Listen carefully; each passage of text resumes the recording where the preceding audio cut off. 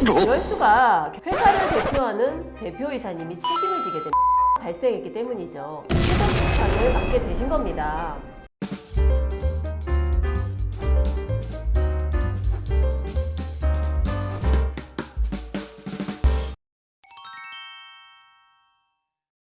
안녕하세요. 김미아 세무사의 텍스라이프입니다. 전문가도 어려워하는 세무 컨설팅을 한눈에 쉽게 정리한 슬기로운 텍스라이프가 돌아왔습니다. 이번 주도 아주 무시무시한 사연이 도착했다고 합니다. 슬기로운 텍스인을 꿈꾸시는 분들은 구독과 좋아요, 알림 설정까지 부탁드립니다. 자, 그럼 그 무시무시한 슬기로운 텍스라이프 시작합니다. 이번 주에도 슬기로운 텍스라이프로 사연이 도착했습니다. 무슨 사연인지 한번 확인해 보겠습니다. 김미화 세무사님 안녕하세요. 저는 법인을 운영하고 있는 비대표입니다. 너무 황당한 연락을 받았는데 그 이유를 몰라서 슬기로운 텍스라이프를 찾게 되었습니다. 저는 최근에 출처를 알 수 없는 과세 예고 통지를 받았습니다. 몰라서 알아보니 상여금에 대한 소득세가 책정되어 있다고 합니다. 의문입니다. 저는 상여금을 받은 적이 없습니다. 받은 사람이 없는 상여금이라니 이게 무슨 일인가요? 게다가 소득세까지. 금액이 너무 커서 당황스럽습니다. 김미화 세무사님, 저는 왜 세금을 내야 하는 거죠? 세금 폭탄을 받으신 것 같네요. 참 안타까운 사연이네요. 받지도 않는 상여금의 소득세라니. 이런 상황은 사연 속 대표님이 아니시더라도 많은 분들이 겪으실 수 있는 문제입니다. 먼저 우리가 이 상황을 이해하기 위해서는 지난 시간에 다루었던 가지급금을 한 번 더 살펴보겠습니다. 가지급금의 가는 임시, 지급은 현금 지급을 의미합니다.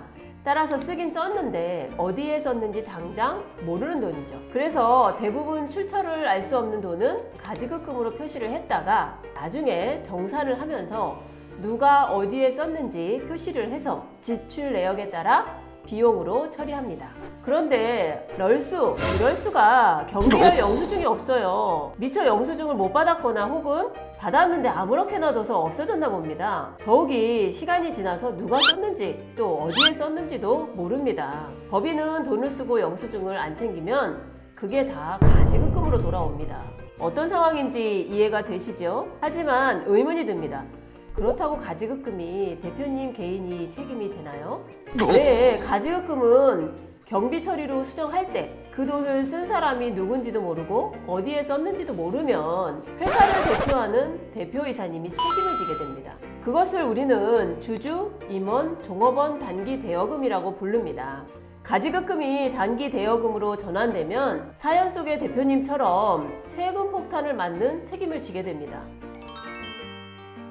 우리가 사연에서도 짚고 넘어갈 게 상여금이라니 이게 무슨 일인가요? 게다가 소득세까지. 금액이 너무 커서 당황스럽습니다. 이 부분입니다.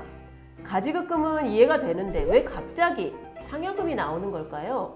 누가 어디에 썼는지 모르는 돈은 가지급금으로 처리돼서 사장님이 책임지고 갚으셔야 되지만 이자도 함께 갚아야 됩니다. 가지급금 인정이자가 발생했기 때문이죠.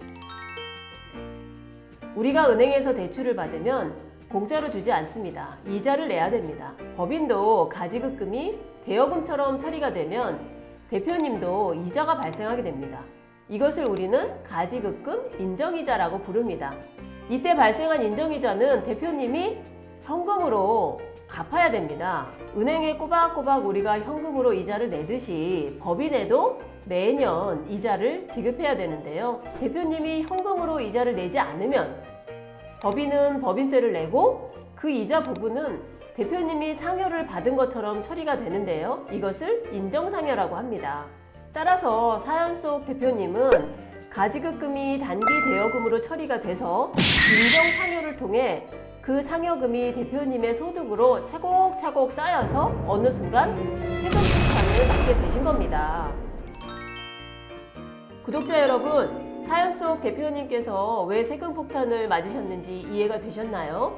만약 대표님의 경우 효율적인 컨설팅을 받으셨다면 충분히 예방할 수 있는 상황이었기에 더욱 안타깝습니다. 가지급금 해결 방안은 전문가도 어려운 분야인 것이 맞습니다. 그래서 사전에 컨설팅 전문가와 상담을 하고 상황에 따라 알맞은 솔루션을 제공받을 것을 추천드립니다. 이러한 과정이 번거롭고 어렵게 느껴지시겠지만 결과적으로는 절세의 지름길이라는 것을 다시 한번 말씀드리고 싶습니다. 오늘 주제인 가지급금과 가지급금 인정이자가 좋은 정보가 되셨다면 구독, 좋아요, 알림 설정까지 부탁드립니다. 콘텐츠 관련 질문은 댓글, 전문적인 컨설팅 상담은 화면 상단의 카카오톡 채널로 가능합니다. 저는 다음 시간에 또 유용한 정보를 들고 찾아오겠습니다. 감사합니다.